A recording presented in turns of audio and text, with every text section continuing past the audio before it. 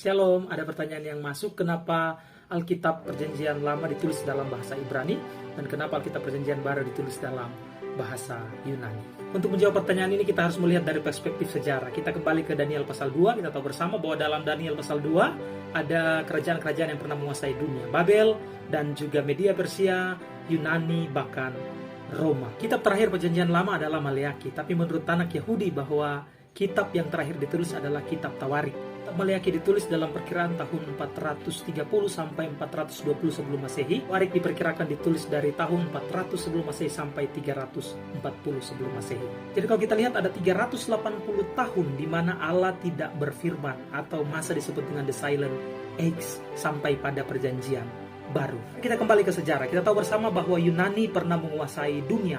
Dan di sana adalah seorang pemimpin Buddha yang sangat hebat, Alexander the Great atau Alexander Agung.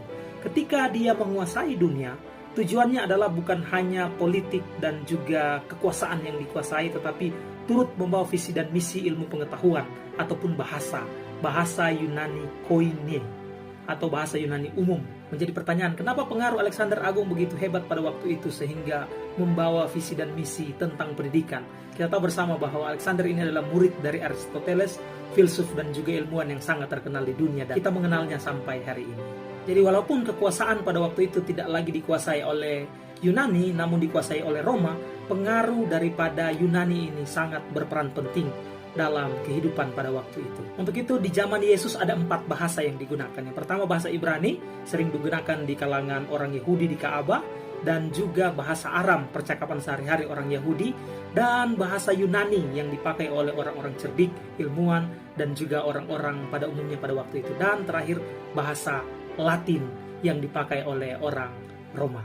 Itu banyak orang Yahudi yang sudah tidak lagi bisa untuk menulis dengan baik tentang Ibrani, namun hanya bisa menulis dalam bahasa Yunani. Untuk itu, bahasa yang dipakai oleh murid-murid untuk menulis adalah bahasa Yunani, dan itulah kenapa Alkitab ditulis dalam bahasa Yunani. Alasan juga yang berikut adalah orang Yahudi yang tinggal di luar pada waktu itu, ketika mereka datang mereka hanya mengetahui bahasa Yunani. Jadi bahasa Yunani ini bisa menjangkau ke seluruh tempat, dan kenapa Alkitab ditulis dalam bahasa Yunani. Itulah sedikit jawaban tentang pertanyaan yang masuk. Tuhan memberkati.